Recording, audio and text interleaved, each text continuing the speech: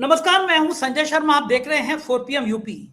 क्या मोदी जी ने भारत का सिर वाकई में दुनिया के सामने बहुत बुरी तरह से झुका दिया? महिला सांसद उनको दांत से काटने जा रही थी, इतना गंभीर आरोप। कांग्रेस के प्रवक्ता गुरदीप सिंह सप्पल ने एक एक करके परत खोली है मेरे साथ और बताया है कि अमेरिका के साथ डील ये आपकी आने वाली पीढ़ियों को कैसे तबाह कर देगी। दिल थाम के आप सप्पल साहब का ये इंटरव्यू सुनिए, क्योंकि एक एक शब्द भारत के लोकतंत्र को बचाने के लिए और भारत की असली तस्वीर को सामने लाने के लिए है। चलते हैं सप्पल साहब के पास। आप 4 PM यूपी को सब्सक्राइब करिए, ज्वाइन करिए। 4 PM न्यूज नेटवर्क में बहुत बहुत स्वागत है सप्पल जी आपका। गोदी मीडिया के तमाम चैनल कह रहे हैं कि ऐतिहासिक डील की हमारे विश्व गुरु जी ने, अमेरिका झुक गया, सारा टैक्स वैक्स खत्म कर दिया। कांग्रेस को पता नहीं समस्या क्या है, आप लोग केवल आलोचना करना जानते हैं। कभी तो मोदी जी की तारीफ कर दीजिए। अमेरिका ने जो कभी नहीं हुआ वो अमेरिका हुआ, झुका, हमारे संग व्यापार कर रहा है, हम उनके संग व्यापार कर रहे हैं। कांग्रेस इतना परेशान क्यों है? मैं आपके भी बयान सुन रहा था, समस्या क्या है? कभी मोदी जी की आपने कसम खा रखी तारीफ करनी नहीं है, कोई अच्छा काम करें। सारे चैनल देख रहा था मैं, सब चैनलों पे की तारीफें आ रही हैं और आप नाराज हैं। कारण क्या है आपकी नाराजगी का? संजय जी, बहुत सालों से हम सुनते आए कि मोदी जी में गुजराती खून है, व्यापार का खून है, उनसे अच्छा व्यापारी कोई नहीं है। लेकिन मुझे लगता है कि अगर किसी छोटे व्यापारी को भी आज भेजा होता नेगोशिएशन के लिए, तो इससे बेहतर रिजल्ट आता। क्योंकि हुआ क्या कि अमेरिका का सामान आएगा, ये तो लिखा हुआ है। कौन-कौन सा सामान आएगा, ये भी लिखा हुआ है स्टेटमेंट के अंदर। $500 बिलियन का अमेरिका का सामान हम खरीदेंगे, ये भी लिखा हुआ है। अमेरिका के सामान का लिए अब कोई लाइसेंस नहीं चाहिए होगा, कोई मानक उसके तय तय नहीं करने होंगे, स्टैंडर्ड्स तय नहीं करने पड़ेंगे। जो जैसा सामान आएगा, ज़ीरो कस्टम ड्यूटी के साथ, ज़ीरो टैरिफ के साथ भारत के बाजार में खुला बिकेगा। ये सब तो सबको मालूम पड़ गया है। अब कोई मुझे ये बताए कि भारत का कौन-सा सामान अमेरिका जाएगा, ये स्टेटमेंट में क्यों नहीं है? कितने $100 बिलियन का अमेरिका भारत से सामान खरीदेगा, ये स्टेटमेंट में क्यों नहीं है? भारत का टैरिफ 0 होगा और अमेरिका का टैरिफ 3%, 4% से बढ़कर 18% क्यों होगा? इस बारे में क्यों सरकार चुप है? और सबसे बड़ी बात, अमेरिका अब भारत की निगरानी करेगा। लिखा हुआ है व्हाइट हाउस के आज एग्जीक्यूटिव ऑर्डर में कि अमेरिका भारत की मॉनिटरिंग करेगा कि भारत रूस से तेल खरीद रहा है कि नहीं खरीद रहा है, कि भारत की जो आर्थिक नीति है वो अलाइन्ड है कि नहीं है। यानी जो स्थिति अमेरिका वेनेजुएला जैसे देशों की रखता है, उन पर नजर रखता है और उनके ऊपर नजर रख के कार्रवाई करता है, वो अधिकार आज इसने भारत से भी ले लिया। तो अपना तो सारा व्यापार हमने अमेरिका को दे दिया। अमेरिका का सामान तो हम खरीदेंगे, लेकिन अमेरिका का कोई भी सफाई कि अमेरिका ने क्या करना है, वो इस स्टेटमेंट के अंदर नहीं है। अब आप बताइए, क्या कोई ऐसा व्यापार होता है, जिसके अंदर केवल ये हो कि मैंने खरीदना क्या है, ये बिल्कुल ना हो कि मैंने बेचना क्या है? कभी ऐसा व्यापार कोई होता है? इसीलिए इसकी हम आज आलोचना कर रहे हैं और इसको सरेंडर कह रहे हैं, क्योंकि भारत ने मोदी सरकार के अंडर अमेरिका के आगे पूर्ण सरेंडर कर दिया है। सपोज अब ऐसी अगर आपको लग रहा है कि मोदी जी ने सरेंडर कर दिया, तो आपको क्या लगता है ऐसी कौन सी परेशानी होगी जिसकी वजह से सरेंडर हुआ? ये भी तो हो सकता है अभी आपको पता ही ना हो, लेकिन एक बड़ी सामान की लिस्ट हो जो भारत भी भेजेगा। तो आप इतनी जल्दबाजी में क्यों हैं आलोचना करने की उनकी? बिल्कुल यही बात तो हम कह रहे हैं कि अमेरिका कौन-कौन सी चीज़ भेजेगा, वो तो अमेरिका ने लिख दिया। अब इसके अलावा भारत की कौन-सी चीज़ें जाएँगी, ये कहाँ लिखा है? ये क्यों नहीं लिखा स्टेटमेंट के अंदर? स्टेटमेंट तो बराबरी की होती है ना, कि भई मैंने जो खरीदना है वो मैं बताऊँ, जो आपने खरीदना आप बताओ। यहाँ तो एक तरफ़ा मामला है। दूसरी बात, आज पीयूष गोयल देश को गुमराह कर गए कि हीरे जवाहरातों पे ज़ीरो टैरिफ होगा। आज उन्होंने बोला और स्टेटमेंट कुछ और कह रही है। स्टेटमेंट ये कह रही है कि जो अमेरिका है, उसने अभी बहुत सारे सामान के ऊपर, जो भारत के सबसे बड़ा सेक्टर है, कौन से हैं? भारत दवाइयाँ बनाता है और पूरे विश्व में भारत की दवाइयाँ बिकती हैं। भारत का हीरे का व्यापार है, जेवरात का व्यापार है, ऑटोमोबाइल और एयरक्राफ्ट के पार्ट्स का व्यापार है। ये भारत के बहुत बड़े व्यापार हैं। इनके ऊपर टैरिफ क्या होगा फाइनली? ये अमेरिका ने आज इस पे शर्त लगाई है। अमेरिका ने ये लिखा है कि जो आने वाला एग्रीमेंट होगा, वो अगर उसकी शर्तें क्या होंगी, उसके आधार पे टैरिफ तय करेगा। और आने वाले एग्रीमेंट से पहले अमेरिका अपनी यूएस नेशनल सिक्योरिटी की जरूरत के हिसाब से जांच करेगा, और अगर वो यूएस की नेशनल सिक्योरिटी और यूएस के हितों के खिलाफ नहीं पाया गया, तो इन सेक्टर्स पे टैरिफ कम करेगा। ये स्टेटमेंट में लिखा है, और ये बता रहे हैं कि यूएस ने टैरिफ कम कर दिया, कम कर दिया। अरे जो स्टेटमेंट में लिखा है वो तो पीयूष गोयल पढ़ के आते। जो स्टेटमेंट में लिखा है कि अभी यूएस जांच करेगा अपने राष्ट्रीय हितों की, तो वो आपने पढ़ा ही नहीं। और दूसरी तरफ भारत के राष्ट्रीय हित कैसे होते हैं संजय जी, कि जो हमारे यहाँ सामान आ रहा है, वो सामान हमारे आर्थिक हितों को खिलाफ तो नहीं है, उस सामान की क्वालिटी ऐसी तो नहीं है जो यहाँ के खेती का या यहाँ की पर्यावरण का नुकसान करे। जैसे मैं आपको बताऊं, कुछ सालों से लगातार दुनिया से 2-3 चीजें आने की बात हो रही है। एक genetically modified food, BT cotton, BT soya, ये तो सुना है सबने। इसी तरह से जो दूध है वो नॉन वेज एनिमल, मतलब जो जो पशु मीट खाते हैं, मीट के रूप में उनको चारा दिया जाता है, उनका दूध भारत को नहीं आना चाहिए, क्योंकि यहाँ की धार्मिक संवेदनाओं के खिलाफ है।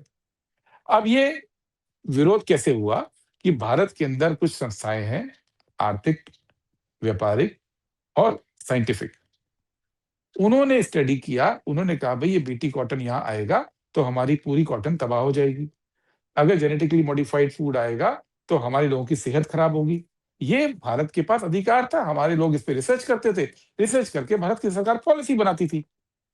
अब जो आज डील हुई है, इसके पैरा 6 में अमेरिका ने शर्त रख दी कि जो कुछ अमेरिका भेजेगा उस पे टैरिफ तो जीरो होगा, मतलब बिना टैक्स के वो इंडिया में आएगा, वो तो शर्त रख दी।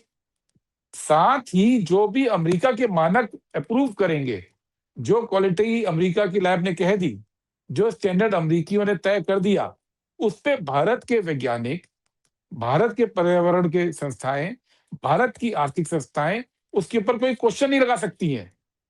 जो अमेरिका जैसा भेजेगा आपको मानना पड़ेगा और आपको उसको एक्सेप्ट करना पड़ेगा।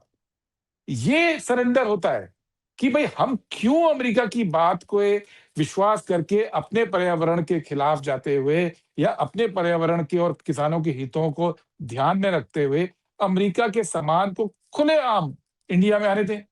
अमेरिका में हमारा सामान जाएगा, उसकी शर्तें होंगी। अमेरिका ने तो ये नहीं बोला ना कि भारत का सामान बिना टेस्टिंग के आएगा, बोला अमेरिका ने, लेकिन अमेरिका का सामान बिना टेस्टिंग के आएगा अब। तो ये जो शर्त है, ये बहुत ही शर्मनाक शर्त मान ली है। इस शर्त के तहत भारत अमेरिकी सामान का डंपिंग ग्राउंड बन जाएगा। ये आपका अवधारणा है, और कुछ चीज़ों में अगर आपकी बात सत्य होती है तो ये खतरनाक संकेत भी है, मैं मानता हूँ। लेकिन एक बड़ा सवाल ये है कि आप लोगों ने भी बहुत रिसर्च करी होगी, आप लोग भी मोदी जी के पीछे लगे ही रहते हैं। इस एग्रीमेंट के पीछे, इस संधि के पीछे कारण क्या है? मोदी जी ऐसे तो झुक नहीं जाएंगे कि अगर आप मोदी का कोई भी इंसान देश का प्रधानमंत्री होगा तो अपने देश के हितों की रक्षा ऐसे तो कुर्बान कर नहीं देगा। कोई ना कोई कारण तो होगा। ऐसा कौन सा कारण है कि ट्रंप हर बार आगे बढ़ के बता देते हैं कि भारत इससे तेल खरीदेगा, इससे नहीं खरीदेगा, भारत युद्ध विराम कर देगा, भारत हमारी शर्तें मान लेगा? कौन सी नाजुक नस है अगर ऐसा है? आप जो प्रधानमंत्री के लिए सरेंडर शब्द इस्तेमाल करते हैं, मुझे लगता है कि नहीं करना चाहिए। प्रधानमंत्री हैं देश के, आप लोग उनको सरेंडर मोदी कह देते हैं। लेकिन अगर आप लोग कहते हैं तो ऐसी कौन सी नस है जो अमेरिका ने दबा रखी होगी? कौन सी ऐसी बात है जो हमारे प्रधानमंत्री झुक गए? क्या रिसर्च में या क्या शोध में आपके आया है? देखिए, राहुल गांधी जी तो स्पष्ट कह चुके कि एप्स्टीन फाइल में जो नाम आए हैं उसका दबाव है। अडानी के ऊपर जो अमेरिका में ट्रायल हो रहा है उसका दबाव है।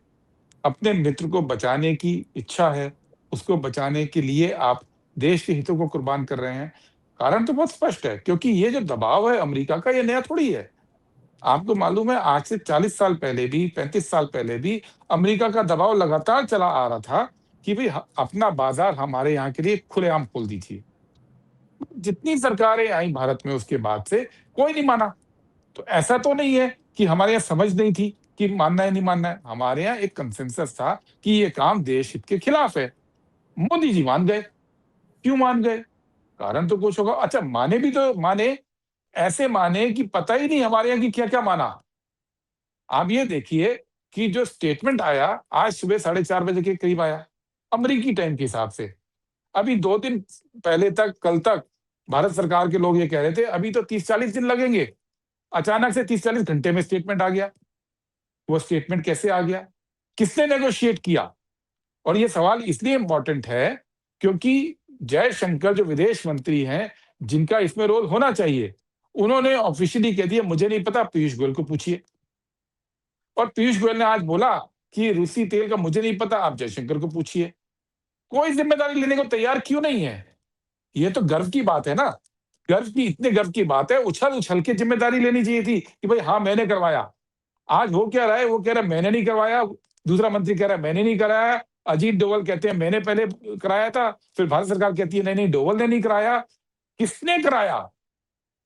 ये इंपॉर्टेंट है और ये बात स्पष्ट है कि इनमें से किसी को नहीं मालूम किसने कराया। ये डील केवल और केवल उस आधे घंटे की फ़ोन वार्ता में हुई है, जो नरेंद्र मोदी ने ट्रंप को लगाया और सारी शर्तें मान ली, बाकी तो सबने टाइपिस्ट का काम किया है। जितनी शर्तें थी, अब मोदी जी ने अपनी शर्त कोई नहीं रखी, इसलिए भारत की कोई शर्त आज वार्ता में नहीं आई, कोई भी शर्त स्टेटमेंट में नहीं आई है।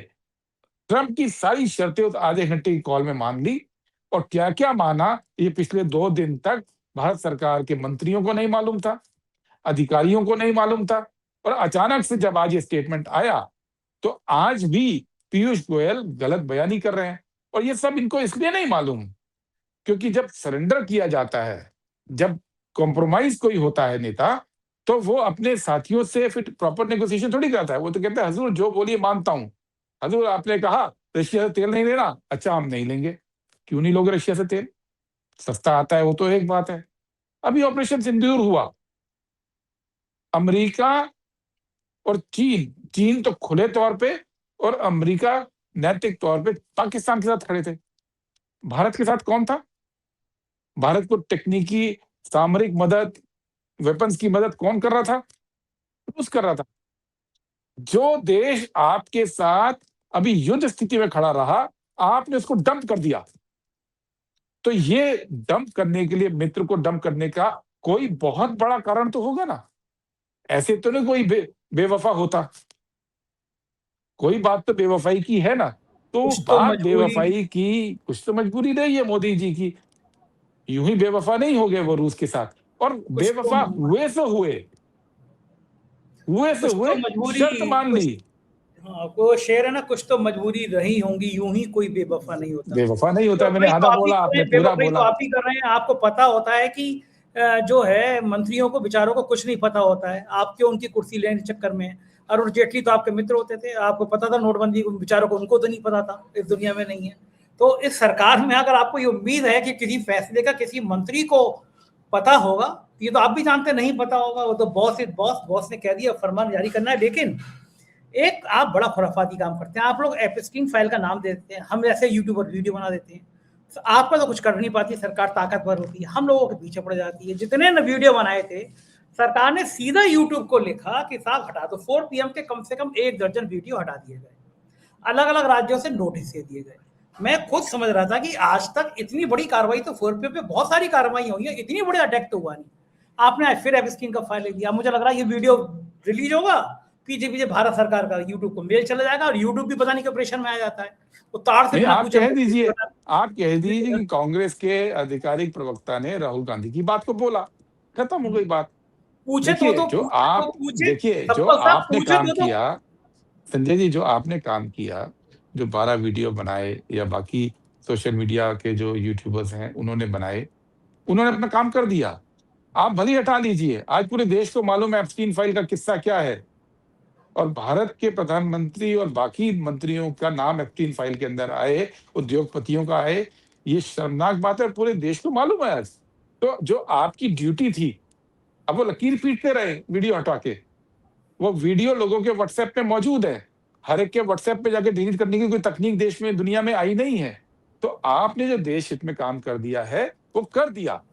अब ये केवल लकीर पीट सकते हैं। लेकिन दुखद क्या है कि भारत जैसा देश, उसकी प्रधानमंत्री इंदिरा गांधी थी ना, उन्होंने पाकिस्तान से सरेंडर करवा दिया था। नरेंद्र मोदी जी ने आज भारत को सरेंडर कर दिया अमेरिका के आगे।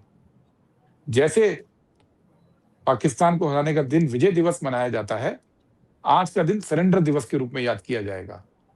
ये शर्मनाक काम हुआ है। ये जो काम हुआ है आज, इसमें मतलब भारत की निगरानी अमेरिका करेगा। ये बात आप इसका महत्व समझिए। कौन होता है अमेरिका भारत की निगरानी करने वाला? आप बातचीत करते हैं, आप अपनी समस्याएं बताते हैं, आप अपने कंसर्न्स बताते हैं, आप अपनी मजबूरियां बताते हैं। ये दो देशों के बीच में चलता है। आप अपनी इच्छाएं, अपने आकांक्षाएं दूसरे देश को बताते हैं, ये भी चलता है। लेकिन आप मॉनिटर करेंगे, यानी आप निगरानी करेंगे भारत की व्हाइट हाउस से, ये तो शर्मनाक बात है। ये तो आप किसी गांव के आदमी से पूछ लीजिए कि क्या ये बात कह के मोदी सरकार ने सरेंडर नहीं किया। वो भी कहेगा कि अमेरिका कौन होता है। हम जानते हैं पूरी दुनिया के अंदर अमेरिका निगरानी करने का आदी है, लेकिन वो कमजोर मुल्क थे। भारत तो आत्मनिर्भर देश है, मोदी जी के आने से बहुत पहले। 140 करोड़ की संख्या है, दुनिया के दूसरे नंबर की हमारी फौज है, न्यूक्लियर पावर है, स्पेस पावर है। ये सब मोदी जी के आने से पहले हो गया था। इतना मजबूत देश का प्रधानमंत्री अमेरिका को निगरानी करने की इजाजत दे दी है। तो इस बात को लेकर कहां तक चुप रहा जा सकता है? ये बात तो हमें करनी पड़ेगी ना।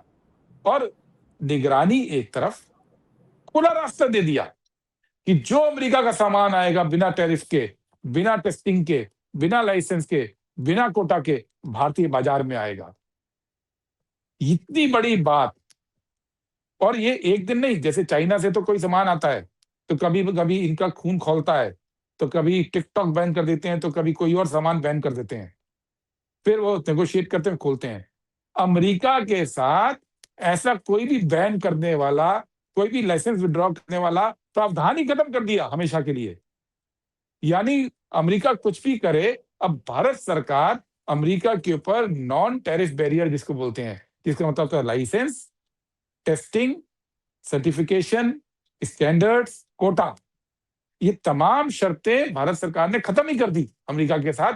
ये आज का स्टेटमेंट कहता है। तो ये तो आपने अपनी पावर अमेरिका को सुपुर्द कर दी। अमेरिका तो शर्त लगा देगा कि आप तेल खरीदोगे रशिया से तो हम आप पे टैरिफ बढ़ा देंगे। आप सामान पे टैरिफ कम नहीं करोगे तो हम एक्शन लेंगे। लेकिन भारत कोई भी नॉन टैरिफ बैरियर नहीं लगा सकता। ये जो बेमेल हुआ है, ये तो गिव एंड टेक होता है। यहाँ पे तो गिव हुआ, टेक कुछ हुआ ही नहीं। पूरे उसके अंदर आपको एक लाइन नहीं मिलेगी कि भारत अमेरिका को कितना डॉलर का सामान बेचेगा। अमेरिका $500 का हमें बेचेगा। अभी 42-43 बिलियन डॉलर का हर साल होता है, वो बढ़ के 100 बिलियन का हो जाएगा। यानी अमेरिका सामान तो 2.5 गुना ज्यादा हमको खरीदना पड़ेगा। अमेरिका कितना खरीदेगा ये तो बता देते, इसमें क्या डर था? और अगर आपने नहीं बताया, इसका मतलब ये है कि आपने बात ही नहीं की अमेरिका से। आपने अमेरिका को सिर्फ कह दिया कि हाँ हाँ हम आपसे खरीदेंगे $500 बिलियन का सामान। हजूर, आप जो खरीदो ना खरीदो वो भविष्य पे छोड़ दिया। ये जो समझौता हुआ ये गलत है। वैसे ही ट्रम्प चचा बहुत पीछे पड़े रहते हैं मोदी जी के, आप और भड़का रहे हैं। लेकिन सप्पल साहब, ये कांग्रेसी नेता केवल टीवी चैनलों पर तो आपके बयान चलते ही नहीं है, वो तो उन्हीं एक ही तरफ चल जाते हैं। लेकिन बाकी जगह बस केवल हमारे जैसे यूट्यूबरों पे बोलेंगे, या फिर कांग्रेस सरेंडर दिवस ही मनाएगी पूरे देश में? देश के लोगों को कौन बताएगा? टीवी चैनल तो कह रहे हैं बहुत अच्छा हो गया, बहुत अच्छा हो गया। आम जनता तक आपकी आवाज कैसे पहुंचेगी? हम लोग कितने पहुंचा देंगे आपको? आपको तो गांव गांव तक बात पहुंचानी है। कांग्रेस का संगठन बचा है इतना? देखिए, आप ये मान के चलते हैं कि इस देश के अंदर केवल और केवल पॉलिटिकल पार्टीज जो कहती हैं वही लोगों तक पहुंचता है, ऐसा नहीं होता है। या केवल और केवल जो यूट्यूब चैनल कहेंगे वही पहुंचेगा, ऐसा नहीं होता। इस देश के अंदर लोगों की एक समझ है, लोग समझते हैं। इसी प्रोपेगेंडा की सरकार ने पूरे देश के किसानों को कन्विंस करने की कोशिश की थी कि भाई ये किसान कानून आपके लिए अच्छे हैं, वो माने। कांग्रेस ने विरोध किया, सड़क पे भी किया, संसद के अंदर भी किया, लेकिन कांग्रेस के साथ साथ देश के किसानों ने जबरदस्त आंदोलन किया। यही सरकार ने 2017 में कोशिश की थी देश को समझाने की कि भूमि अधिग्रहण कानून के अंदर जो कंपनसेशन मिलता है वो ठीक नहीं है, कानून बदलना चाहिए। तो पूरे देश से विरोध हुआ। कांग्रेस ने वो हाउस 1 साल तक हंगामा करके रखा, तो मोदी जी को वापस कदम उठाने पड़े। इसी तरह से सीए एनआरसी का मामला हो तो इनको पांव वापस खींचने पड़े। ऐसे बहुत सारे उदाहरण हैं। इस देश के अंदर एक समझ अपनी भी है, लोगों तक बात पहुंचती है। हम तो जनता के बीच में संघर्ष का रास्ता इख्तियार करेंगे और सरेंडर डे इसको बनाने की बात पार्टी में भी करेंगे। लेकिन कांग्रेस के साथ-साथ देश की जनता और कांग्रेस इस मामले में एकमत दिखेगी आपको। ये मैं आपको बिल्कुल दावा कर सकता हूं। जिस तरह से पिछले कुछ देश विरोधी फैसले मोदी सरकार को वापस लेने पड़े, यहां पे भी उनको झुकना पड़ेगा। किसी तरह से वो देश के हितों को सरेंडर करके इस देश की सरकार नहीं चला सकते। देखिए सतपाल साहब, आप लोग भी तो लोकतंत्र के खिलाफ काम कर रहे हैं। आपकी महिला सांसद प्रधानमंत्री को दांत से काटने जा रही थी, स्पीकर ने वो तो रोक दिया पार्लियामेंट में आने को, वरना आपकी महिला सांसद दांत से काट लेती, उन पर हमला हो जाता, कितना बड़ा अनर्थ हो जाता। स्पीकर साहब गलत थोड़ी ना बोलेंगे, लोकसभा के अध्यक्ष हैं, उन्होंने कहा कि मैंने मना कर दिया मोदी जी को, वरना आप लोग ये कर रहे थे। ऐसा काम क्यों करने की प्लानिंग करते हैं आप पार्लियामेंट के अंदर? माफ कीजिएगा, जिन इंसानों को भौंकने की आदत है ना, वो दूसरों को काटने के रूप में ही देखते हैं। ये शर्म की बात है सतपाल साहब, मैंने कि पूरी जिंदगी में पहली बार आपके मुंह से ऐसे शब्द सुने हैं, ना कभी नहीं नहीं तो बोलते आप क्योंकि ऐसे। क्योंकि आप इस बात को समझिए कि ये कितनी शर्म की बात है कि भारत के प्रधानमंत्री संसद के अंदर खड़े हैं और स्पीकर चेयर पे होंगे और आप ये कह रहे हैं कि महिलाएं उनको काट देंगी। आप ये देश की इमेज बना रहे हैं। पूरी दुनिया में ये स्टेटमेंट फैला है स्पीकर का और सरकार का। पूरी दुनिया थू-थू कर रही है कि ये क्या भारत की संसद है और भारत की महिला सांसद जो है वो प्रधानमंत्री को दांतों से काट देगी या प्रधानमंत्री को हानि पहुंचाएगी शारीरिक।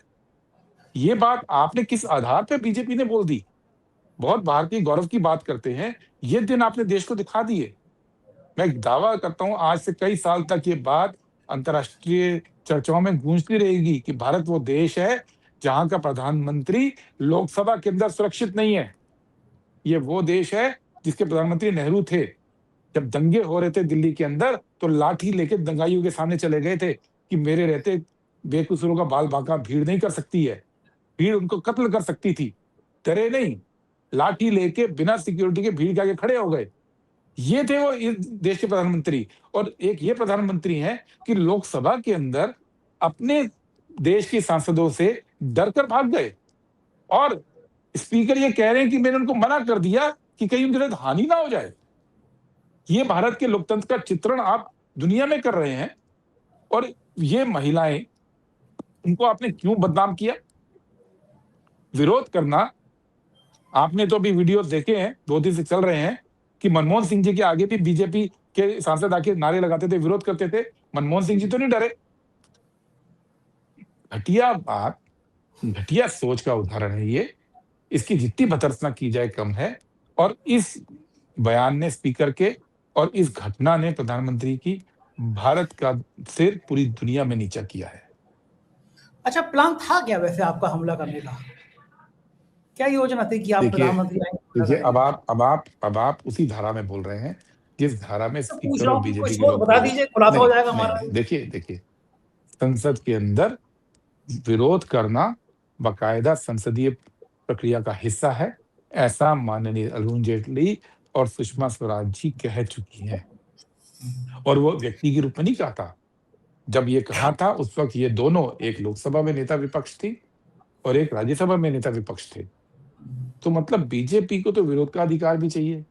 बीजेपी के लोग कुछ भी करें वो चलेगा और बाकी पार्टी के लोग अगर विरोध करेंगे, इस इश्यू पे करेंगे जहाँ पे आपने सरेंडर किया है, तो आप लोगों को ये कहेंगे कि सदन में हिंसा हो रही थी। विरोध को हिंसा मानना, ये बीजेपी की सरकार का मूल मंत्र है। आज तक वो छात्रों के विरोध को हिंसा मानते थे, वो किसानों के विरोध को हिंसा मानते थे, जो लोग पर्यावरण दूषित होने का विरोध करते थे, उनको हिंसा मानते थे। अब संसद के अंदर सांसदों के विरोध को भी हिंसा मानने लगे। ये देश बना दिया इन लोगों ने। ये देश तो नहीं था भारत। भारत के अंदर विरोध की आजादी रहेगी, ये तो आजादी के आंदोलन से निकला था। संविधान के अंदर ये आजादी दी हुई है। आप विरोध की आजादी छीन कर लोकतंत्र जिंदा कैसे रखेंगे? और वो आजादी को आपने लोकसभा के सदन के अंदर कत्ल कर दिया। अच्छा सतपाल साहब, ये जो बयान आया स्पीकर साहब का, ये आपको क्या लगता है? आप बड़े अनुभवी हैं, आपने राज्यसभा टीवी चैनल जैसा शानदार चैनल खड़ा कर दिया था। आपको क्या लगता है कि ये स्पीकर का बयान खुद उनका अपना बयान था, या ये भी पीएमओ से आया गया कि राहुल गांधी ने सुबह कह दिया था कि आज मोदी जी नहीं आएंगे, बहुत किरकिरी हुई तो स्पीकर ने दिया? आपको लगता क्या है, स्पीकर ने खुद दिया मोदी जी को बचाने के लिए, या फिर पीएमओ से आया कि स्पीकर तुम ये कैसा कह दो? ऐसा क्या हुआ, क्या होगा? निश्चित रूप से अगर इतना गंभीर आरोप लगाया गया है, तो उसकी जाँच तो होनी चाहिए। सही बात है, और होनी चाहिए। आने वाले दिनों में इस बात को हम पार्टी के अंदर भी चर्चा कर रहे हैं। क्योंकि इन्होंने मखौल बना दिया, और अगर वाक़ई सीरियस थे, तो देश को बताना चाहिए ना किस आधार पे उन्होंने बोला। ये तो स्पीकर के ऊपर है। उनकी जवाबदेही केवल मोदी और उनकी सरकार के प्रति नहीं है, उनकी जवाबदेही पूरे लोकसभा और पूरे देश के प्रति भी है। स्पीकर पूरे देश का प्रतिनिधित्व है, वो पंच है, पंच परमेश्वर है स्पीकर। और पंच परमेश्वर अगर कोई लांछन लगा रहे हैं, तो पूरे देश को उसकी वजह तो बतानी पड़ेगी उनको। पूरी बिल्कुल ठीक बात। परंपरा को लांछित करने का हक उनको नहीं है। पंच परमेश्वर की पूरी परंपरा को लांछित करने का उनको कोई हक नहीं है। देखो ठीक बात है, खतरनाक बात है, और बहुत ही जांच होनी चाहिए, क्योंकि वाकई में दुनिया में भारत की छवि खराब हुई है। बहुत बहुत शुक्रिया सप्पल साहब, आपने मुझसे बातचीत की, समय दिया। Thank you sir. शुक्रिया संजय जी। ये थे गुरदीप सिंह सप्पल। कैसी लगी बातचीत बताइएगा जरूर। शुक्रिया, थैंक यू।